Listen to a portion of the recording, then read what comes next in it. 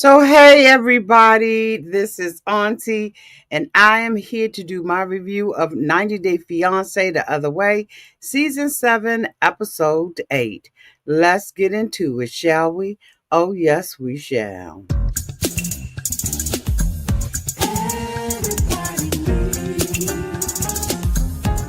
A sweet old auntie. Thank you, subscribers, and my nieces and nephews, and all the y'all who have been here through the long haul. Shall we get into it? Oh, yes, we shall. It's time for Auntie Advice. It's time for Auntie Advice. Oh, yeah. It's time for Auntie Advice.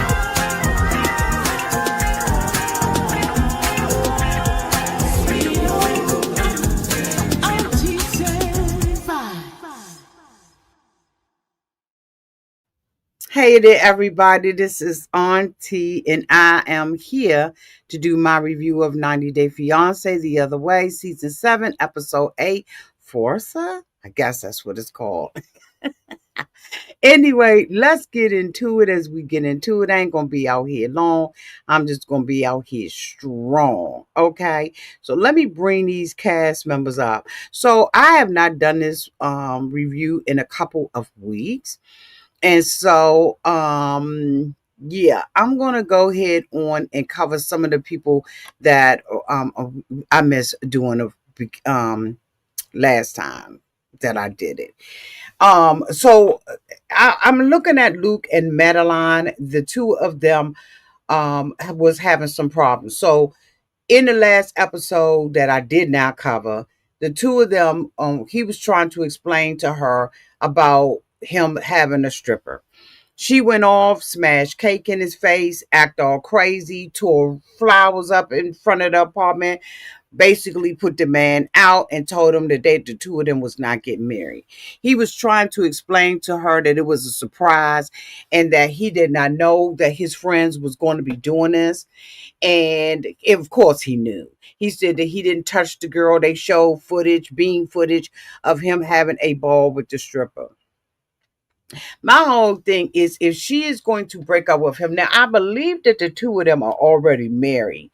I think that that's the rumor that's out there on the street. I'm not sure. Y'all let me know downtown in the comment section whether or not that's true. But from my understanding, even though she's going through all of this stuff saying that she is not going to be married to him and that it is over between the two of them, she just doing the most with the least. From my understanding, the two of them are indeed married. Now, Jenny and Sumit, they've been going through a whole bunch of stuff downtown with Sumit's family, right? Because the mother, sister, I think it was, came up in there and acted a whole entire fool at their housewarming party. And basically was like, Jenny is ruining the family. The family has lost their status in the community because Sumit is with Jenny and all of that kind of stuff. So we got all that fool that's going on between them. So now we see that the mother is kind of going back to her old ways, which is, I think, what Jenny and them did not want. Now, I looked at them the last week and they was doing some daggone stupid yoga. And I just was like, poop yoga or something like that. And I was like, I can't swallow it, right? I could not swallow it. At the bottom line is that now I saw another episode or something. I think that it was the same episode where the mother came in and said that Jenny is getting fat. Jenny's old. Now, old don't equate to fat, but it does with Jenny. Jenny has not learned anything since she has been in their country, and I don't know why she's over there. I don't know if, I have often wondered whether or not, Jenny is kind of like, what they call slow, and that's no disrespect. But then Jenny absolutely seems like there's something off with her. She acts almost like a child, and I'm just like, it is what it is. I think that the mother has always carried something in her heart towards Jenny. She knows that Jenny is lazy. Jenny has proven that she is lazy and that she doesn't want to do anything but lay up with Sumit, some young boy, right? And I just don't know, how their relationship has lasted as long as it has lasted, but okay, it has. And they're just extremely boring to me, right? Just extremely boring. Where is the other couple that I had on here? I think I may have nope. So Patia and Dylan. Now, this is an old woman who is dating a man, who is much younger than her. The two of them have been in a relationship for 100 years. And they have not figured it out. But they think that because they have been casted on 90 Day Fiancé the other way, that they're going to make it. They have already lived together. They've already had the ups and downs. It's already established that the mother don't like her. So she was here in the United States and she was, a stripper. And it was a content creator that covers this, right? Because I be trying to look at everybody. And she made a very ageist comment, and her wig looked like something out of 1969. I'm going to get you, sucker. And I'm thinking, how dare you say so? She said that Patia was doing a young girl's job. Don't you know that back in the day, brothels and all of that kind of stuff, and all this was ran by older women. Older women, but they got it going on probably more than you do. And I thought it was so ageist for her to say, this is a young woman's profession. Anybody can be a stripper. She's probably more talented than the other girls that are stripping. Like, what dictates a young woman's job and an older woman's job other than your education level? If you in junior high school, then you should be a young woman. If you in elementary school, you should be an older woman. But when it comes down profession, there is no age limit on what you can do. You have older women who are playing football. And I'm just sitting up there looking at her in the condition that she finds herself in. That wig look like she's had that wig for at least 25 years. It's just sitting on the top of her head, combed over. Like, I'm like, girl, you just don't have no room to say anything. And it's not that I dislike her. I just thought that was very ageist and ignorant of her to label something as this is an old person's job, this is a young person's job. If she still got the body and got the wherewithal to get her butt up there and strip and slide up and down a pole or whatever, she's just as good as old young girl and probably get bigger tips than they do.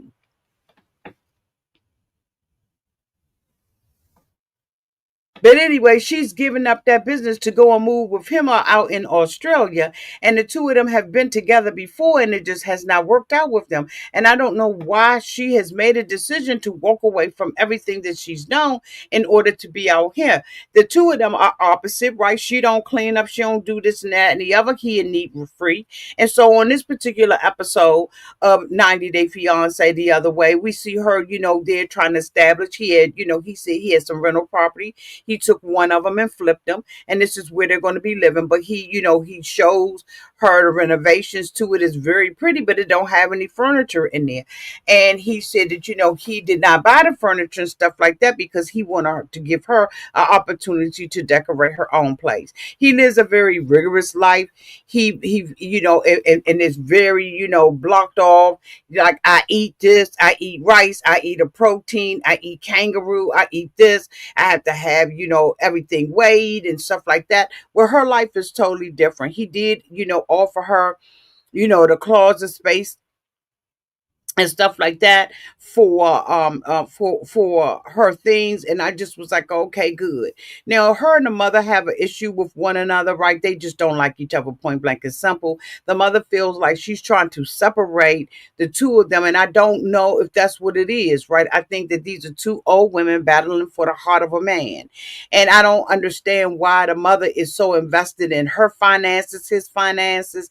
And that's why, when you are dating somebody like that and you get to be a certain age, he should not be disclosing what's happening in his relationship between the two of them, right? Because the mother is going to use it as a weapon against her. And if this is somebody he thinks he wants to be with, then he needs to be with her. But he has her, basically on all these ultimatums. If she do this, if she don't do this, if she, like, who wants to be in a relationship, pack up all of your stuff, move to the other side of the world for somebody to give you a whole bunch of ultimatums like he is the prize? I just don't think that he is the prize at all. Now, when we are talking about this girl right here, I don't know how to pronounce her name, but let me just call her Whiny Pants. This girl is never happy about anything. And I mean, when I say anything, she's not happy about anything. I don't care if her parents compliment her. tell her she's doing a great job. She is no, no, no, I'm not. She wants to be well with me. She wants to be the victim. She doesn't get along with her family. In this particular episode, we saw her, basically, having a christening for her son, the son that she don't even halfway take care of. And every time her husband say something to her about it, he wrong for saying something to her. I noticed that when she was around her family and friends, she's holding the baby, she's doing that, and Nick Nat Patrick give a dog a bone. And when the excitement is gone away, guess what she doing? Is she giving the baby right on back to him? This girl is not interested in this baby. She keeps making threats about going back to America. She is now having this christening. She invited all this family and friends and stuff like that. She sits down at the table with them. She's, just a depressed type of person, in my opinion. She, gets to whining and complaining and, crying at the table and getting emotional and stuff like that. But at the same time, she is drinking drink after drink after drink after drink. It was so embarrassing when he was getting up and leaving, because he just ain't want nothing to do with it. She had said that, one of her cousins was there. They don't get along with each other. So why she invite her anyway? She's just one of them showboaty type of people. And she believes that, her being in America and all of that kind of stuff, she was successful. But until you're successful on the inside, I don't care what you have on the outside and what you project for people. Your relationships and the way that you love people and take care of people is a reflection of your wealth, not this bull crap.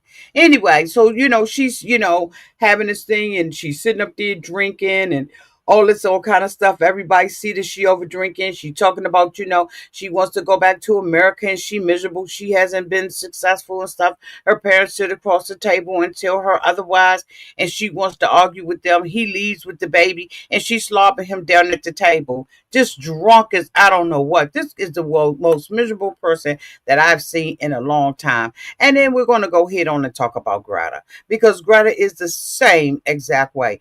Greta has left with this fantasy of living in this little cottage town, but now all of a sudden she wants city life. She said that the man did not make her feel welcome because he didn't move his stuff out the room. He didn't make space for her. He like, look, I will make space. You can take the clothes. You can take whatever you want. We'll make the space for her, right? So she's very disappointed because she's living with the parents. And she didn't want that. She wanted him to get his own place. So he decides that they're going to go with a real estate agent and they're going to look at different places. He's trying to get a feel for what it is that she wants, right? So he takes her to a 3-bedroom house. I think it was 2 or 3-bedroom house. It was absolutely too much big house for them.